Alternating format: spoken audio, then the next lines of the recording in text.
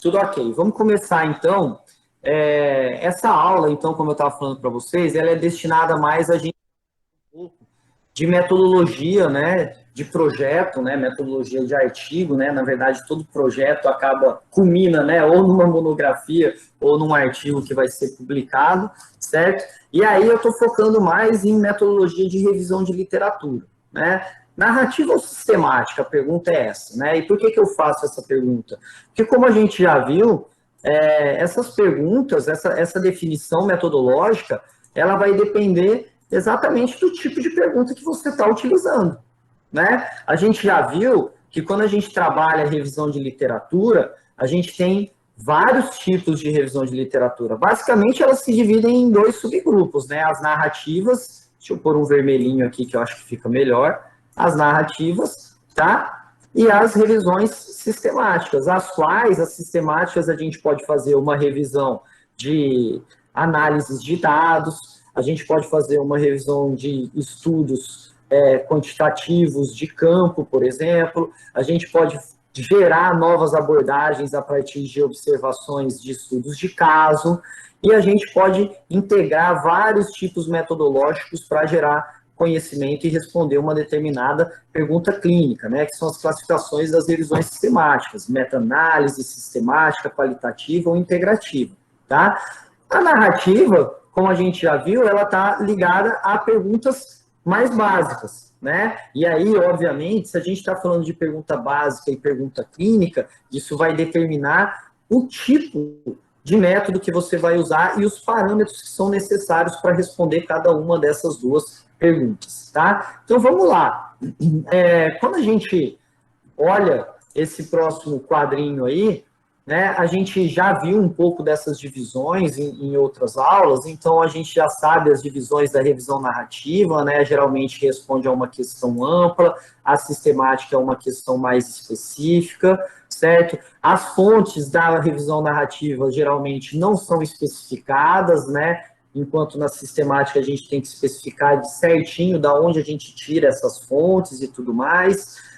Na narrativa, a seleção e a avaliação do que vai fazer parte do seu trabalho ali, da sua escrita, do projeto, do seu artigo, ela não precisa ser especificada, ela é variável, ela depende de pesquisador para pesquisador, depende da percepção de cada um desses pesquisadores. Na sistemática, a gente já sabe que não é bem assim, né? A gente já teve algumas discussões, então aqui na sistemática a gente vai ver que a gente vai precisar realmente gerar avaliações criteriosas que sejam realmente reprodutíveis, então vai ter todo um sistema passo a passo de como eu devo buscar os artigos que vão responder a minha pergunta clínica, tá?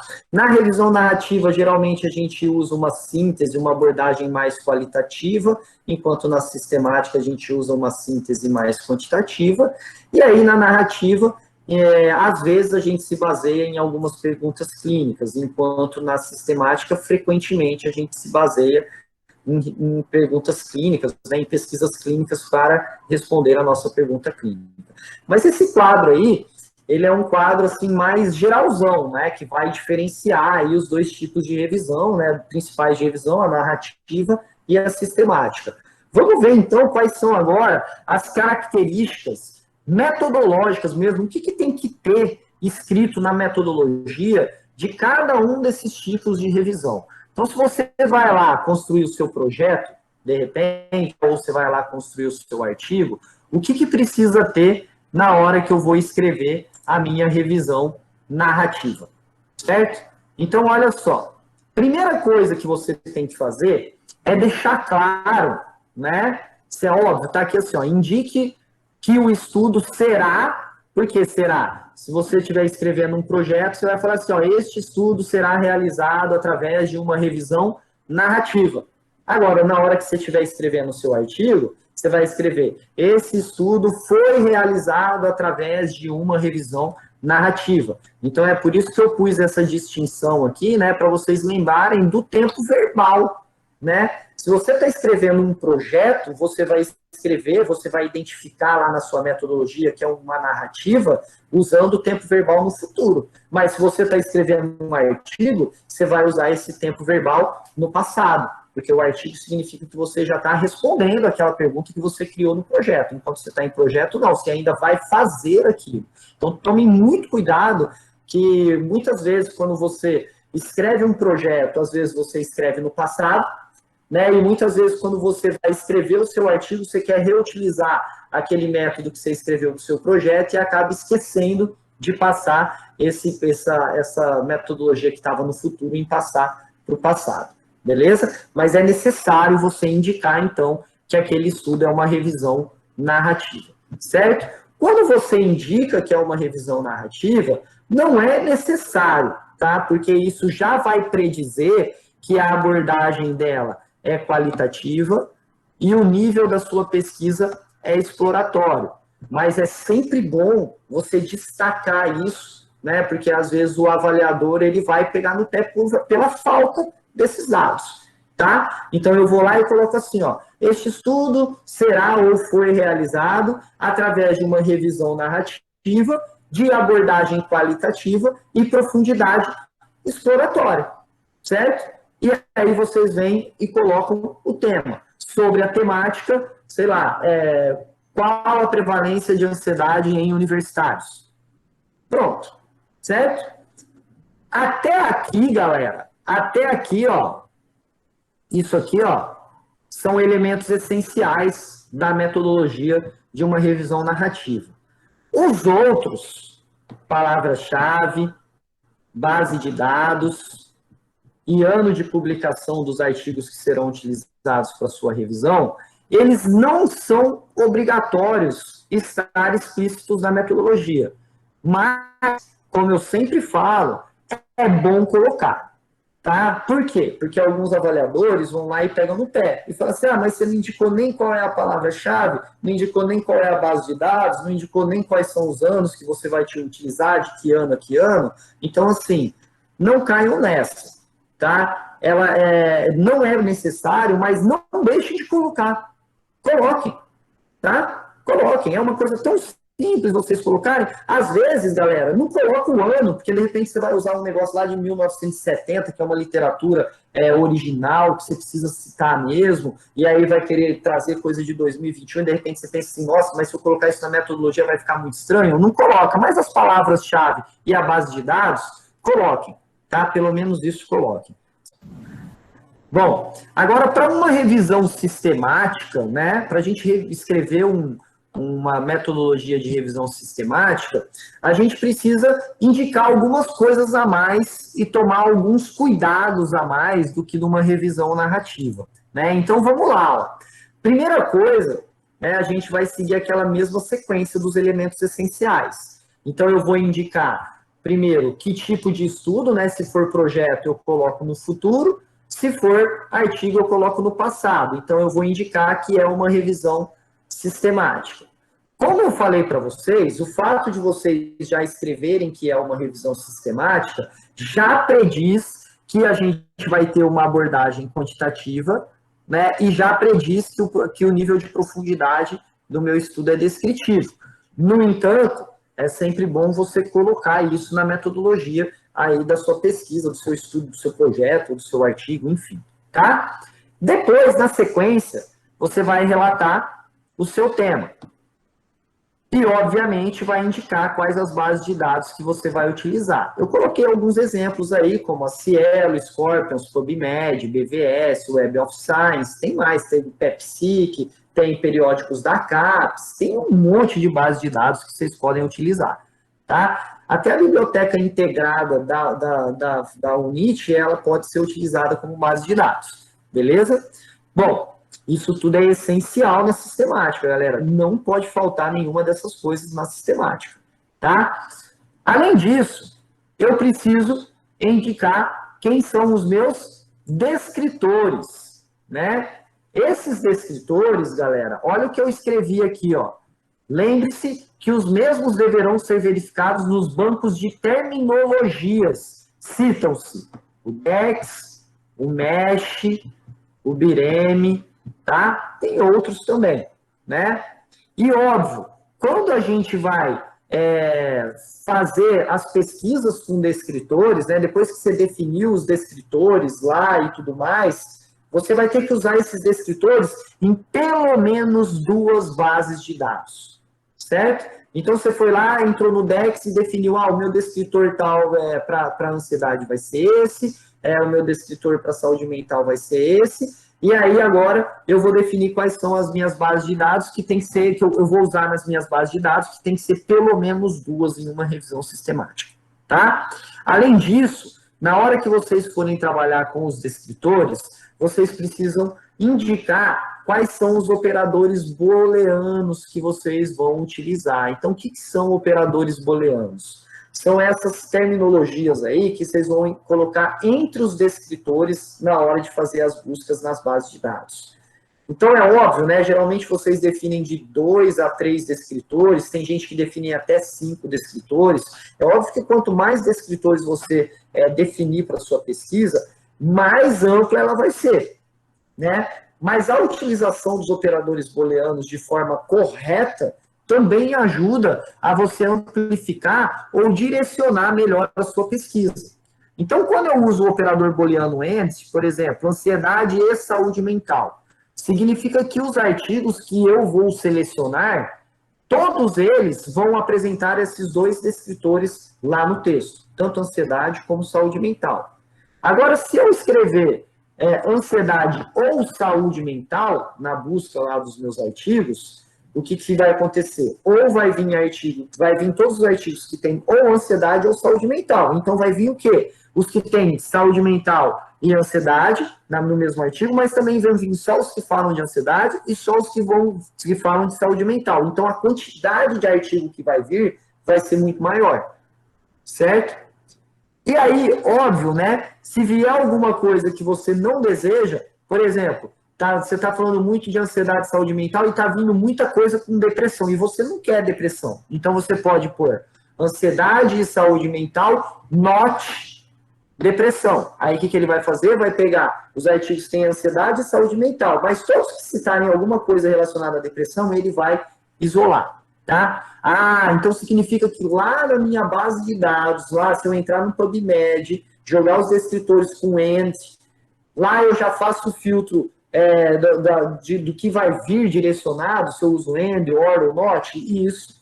Inclusive lá também, você faz o filtro dos anos de publicação, ó. Coloquei aqui, ó, indique os anos de publicação. Então, na sistemática, geralmente a gente usa, no máximo, artigos de 10 anos atrás, né? O mais comum é de 5, de 3 anos a revisão sistemática. Tá, e eu tenho que necessariamente, na metodologia da revisão sistemática, eu tenho que falar, foram selecionados artigos do ano de 2017 a 2021, 2010 a 2020, enfim, tá?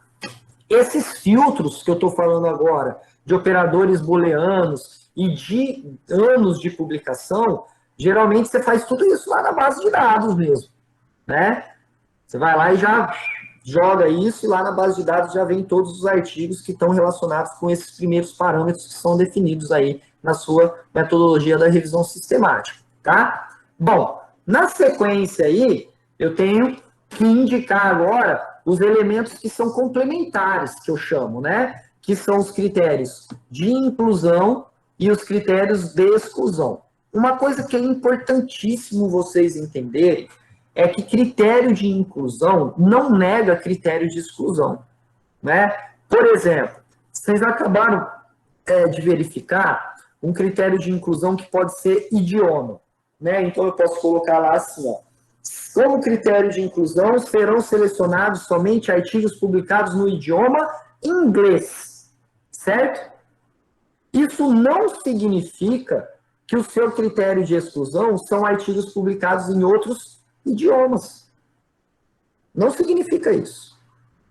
Então, o meu critério de exclusão, ele não nega o critério de inclusão.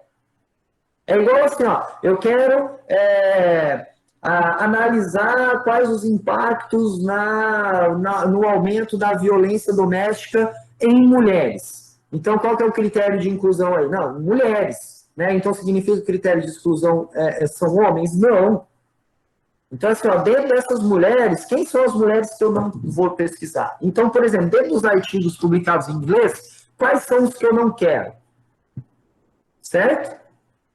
Então, o critério de exclusão, ele não nega o de inclusão. O meu critério de exclusão, eu penso assim, ó, dentro de tudo que foi incluso, o que, que eu não quero? Né? Por exemplo, uma coisa que é bem comum aí, às vezes você está fazendo a busca de artigo e aí vem editorial de revista. Aí você fala, eu quero todos os idiomas em inglês, mas de tudo que vem em inglês, editorial de revista eu não quero não. E aí isso vira critério de exclusão, tá? Então esses exemplos que eu dei aí na sequência, eles podem funcionar tanto como critério de inclusão, como critério de exclusão. Isso vai depender da pesquisa. Mas vocês têm que lembrar que um critério de exclusão não nega o de inclusão. Isso é a maior preocupação. Então, por exemplo, eu posso definir como critério de inclusão um local ou um contexto de realização da pesquisa. Né? Então, eu posso falar assim, só quero estudos realizados no Nordeste. Pronto, é um critério de inclusão. Né? Eu posso colocar como critério de inclusão os tipos de análise que foram utilizadas nos artigos. Então, eu só quero artigos que fizeram análise estatística. Posso definir, por exemplo, se os artigos que eu quero fazer a revisão sistemática, se eles só usam um determinado instrumento. Então, por exemplo, eu só quero que artigos que estudaram instrumentos validados sobre qualidade de vida. Então, outros instrumentos que não foram validados vão ser extraídos. Né? Eu só quero fazer uma revisão sistemática de quem usou o OCOL. Então, outros que utilizaram outros instrumentos de qualidade de vida que não é o OCOL, está fora. Certo? E mais? Eu posso também colocar como critério de inclusão ou exclusão delineamentos metodológicos. Né? Eu só quero incluir nessa revisão sistemática estudos de caso, ou estudos randomizados, estudos de caso controle, certo? Ou então eu posso falar assim, só quero estudantes universitários, só quero pessoas da classe média, só quero analfabetos, só quero mulheres, só quero doentes de Parkinson, né? Então, isso tudo pode ser utilizado como critérios, tanto de inclusão como exclusão, certo?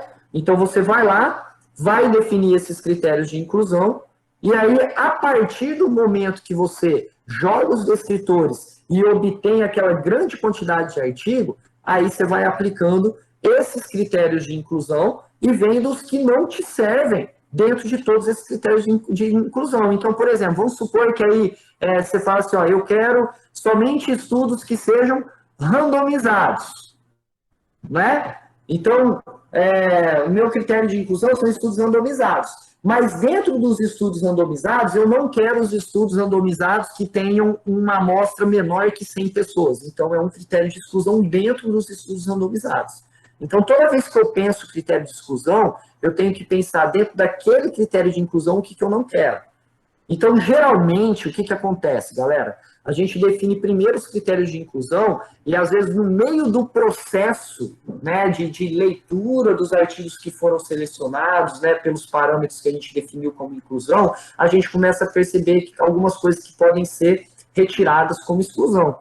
Né? Então, é muito comum mesmo, né, esses critérios de exclusão, eles terem algumas pequenas modificações aí no início do processo. Né? Mas os parâmetros de inclusão, eles precisam ser definidos desde o começo do processo, certo? E aí, galera,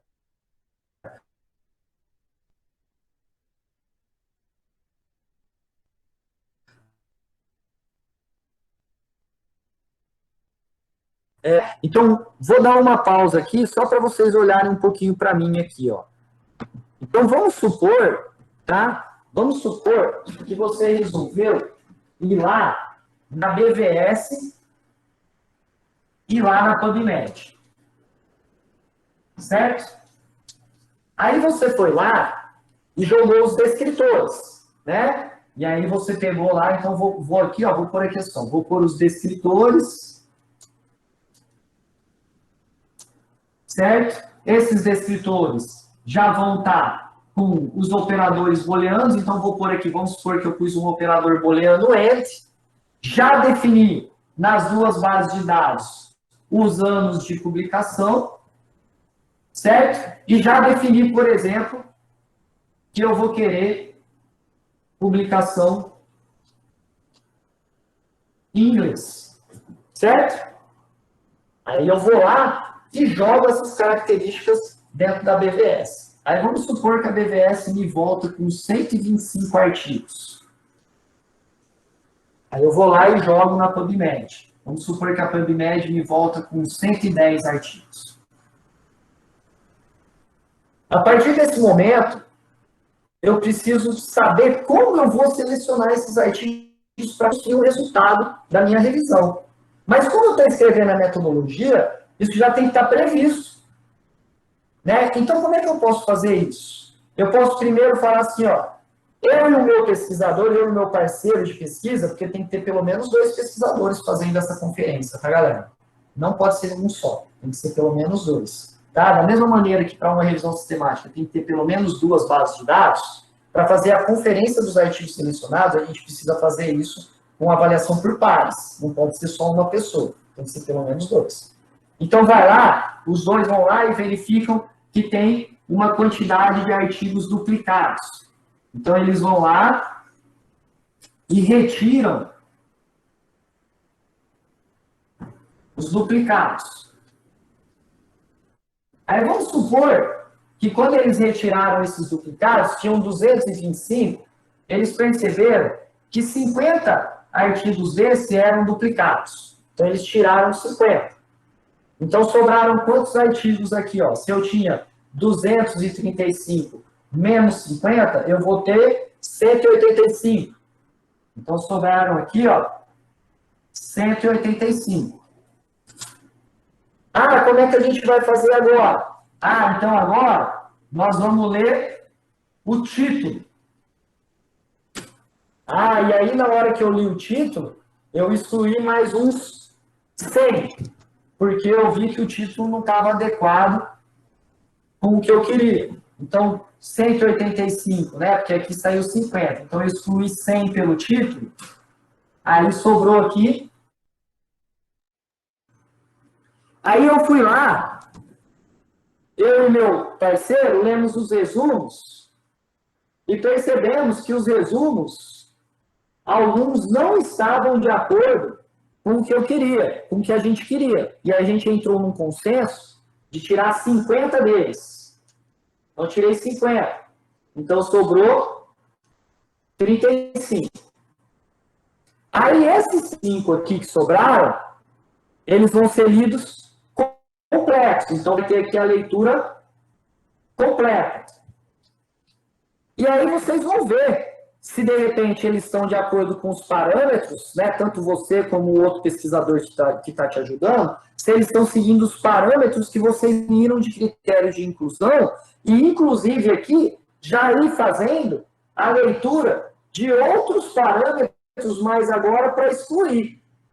Então, assim, de repente você queria a ansiedade como causa e não como consequência. E aqui, dentro desses artigos aqui, vieram alguns artigos que mostravam a ansiedade como consequência e não como causa. Então, você tirou. Né? Aqui, na hora que eu estava lendo aqui, eu só queria artigo com estudo randomizado. E daí, na hora que eu estava lendo, tinha um artigo de estudo de caso. Eu não queria estudo de caso, então eu tirei estudo de caso. Na hora que eu cheguei nesse 35 aqui, tinha editoriais. Então, na hora que eu cheguei aqui, eu não quero editorial. Então, eu tirei editorial. E aí, vamos supor que lá no final de tudo, você sobrou aqui com, sei lá, vou fazer a flecha para cá, ó, você sobrou aqui com 15 artigos. Esses 15 artigos, né, depois que você aplicou todos os parâmetros, tá? Esses 15 artigos vão ser o que vão compor os resultados da revisão sistemática. Certo?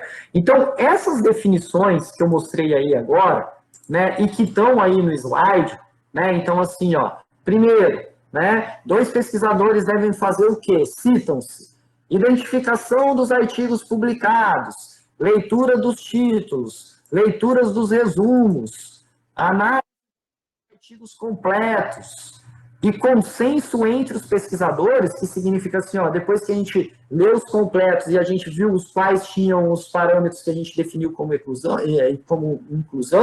e tiramos os outros, agora a gente chegou no consenso que são esses os artigos que a gente vai utilizar para fazer a nossa revisão sistemática. Beleza? E aí, a partir desses artigos que foram selecionados agora, é que você vai escrever os resultados, a sua discussão, a sua conclusão e por aí vai. Tá? No entanto, galera, existem, ao longo, né, da produção da metodologia da revisão sistemática, alguns equívocos. E esses equívocos são muito comuns. São muito comuns. Primeira coisa, na hora que vocês finalizarem aí a metodologia de vocês, que vocês começarem, obviamente, o operacional de buscar os artigos para responder às perguntas de vocês, utilizem os descritores das formas como vocês falaram que ia utilizar. Então, se você falou que ia utilizar 2 descritores combinados com AND, você vai usar 2 descritores combinados com AND. Se você for para usar 3 descritores combinados com OR, você vai usar os 3 descritores combinados com OR.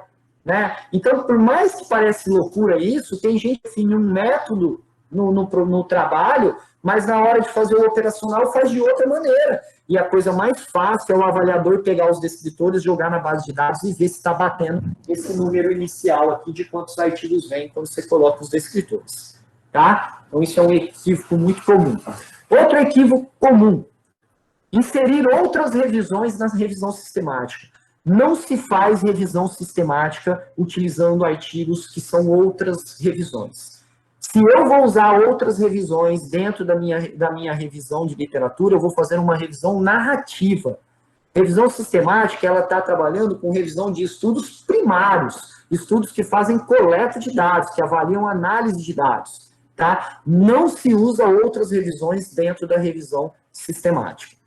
Um outro erro muito comum, e eu já discuti isso algumas vezes com vocês, é que a revisão sistemática, por princípio de conceito metodológico, ela não é qualitativa, ela é quantitativa. Então, tem muita gente que classifica a revisão sistemática como qualitativa, e isso é um equívoco, tá? Outra coisa interessante, né, que na hora que vocês vão chegar ao final, né, ao resultado da aplicação do método, é que muitas vezes vocês acabam inserindo artigos que não respeitaram os critérios estipulados, né? Então, tipo assim, um artiguinho lá que de repente você gostou e você falou assim, nossa, mas esse aqui, ele não trouxe só um descritor, será que eu posso colocar? Não, não pode. Se não seguiu todos os critérios, você não pode. Então, nos resultados, você só insere os artigos que realmente seguiram todos os parâmetros que deveriam ser seguidos, certo? Outra coisa interessante, né? Geralmente, numa revisão sistemática, algumas pessoas esquecem de inserir a pergunta de pesquisa, que, como eu falei para vocês, é fundamental, tanto no projeto, você deixar ela bem clara lá dentro da justificativa, e depois apresentar dentro do objetivo geral e objetivo específico, escrito de uma outra maneira, tá? Como no artigo, no final da introdução, você deixar lá, no último parágrafo, a sua pergunta de pesquisa. E um outro equívoco que parece loucura, mas é verdade, né, isso acontece também em muitas defesas de TCC, é o aluno traçar uma pergunta, né, e não responder a pergunta que ele traçou. Né? Parece loucura, mas realmente também é muito comum. Certo, galera? Então, é mais ou menos isso que a gente tem que pensar metodologicamente na revisão sistemática. Eu tenho um exemplo aqui que eu queria mostrar para vocês. Então, vamos lá. Ó. Metodologia. As buscas foram realizadas até abril de 2018. Então, o tempo, né? Então, tudo que foi publicado até abril de 2018. As 4 bases de dados.